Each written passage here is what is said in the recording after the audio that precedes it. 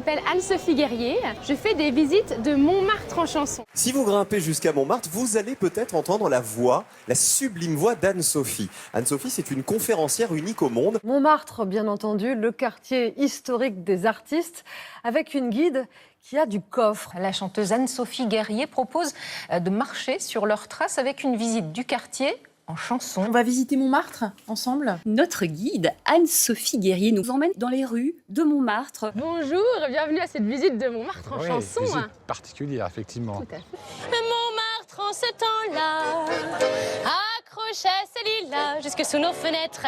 Et le cabaret s'est vu surnommé Au Lapin à Gilles. Emportés par la foule qui nous traîne, nous entraîne. Ah bah vous chantez pas.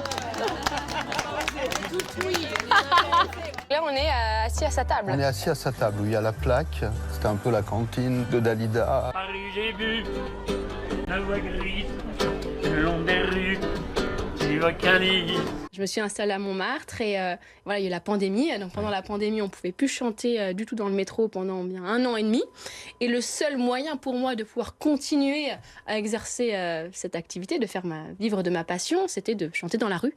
Elle écoute la Java mais elle ne la danse pas. Elle ne regarde même pas la piste. Et là, nous avons des photos de Marcel Cerdan. On reconnaît la devanture du bar. Quelle star! Je suis lui maintenant. C'est connu, hein. De toute façon, elle chante à sa fenêtre. Elle chante du Piaf à sa fenêtre, on la connaît tous. Avec des bruits étranges et des couleurs. Quand on valse à chaque tour, j'aimerais que ça s'ouvre toujours. Ce qui est incroyable, c'est que tout mon parcours professionnel découle de mon choix d'avoir habité ici. Ce qui est formidable avec vous, jeune chanteuse, c'est que vous n'imitez pas les anciennes. À son secret, pour lui, depuis 20 siècles, il était plus de notre île Saint-Louis. C'est pour ça justement que j'ai choisi de faire un concert hommage à Edith Piaf. Paris de Piaf. Le Paris de Piaf, tout à fait, que je fais tourner en France, en Belgique et aussi en Allemagne. Quand elle lui sourit, il met son habit bleu. Quand il pleut sur Paris, c'est qu'il est malheureux. Nous rêvons à la guinguette, à la guinguette.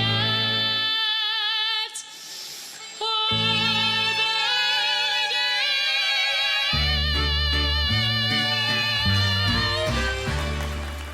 y a rien à faire, j'étais dans la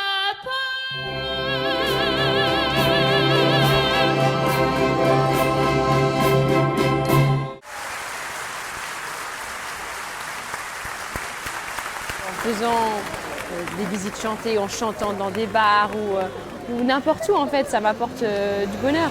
Donc je ne ferai pas autre chose que ça. Après, je ne sais pas ce que l'avenir me réserve, mais en tout cas, j'aimerais bien pouvoir continuer encore un bout de temps de chanter.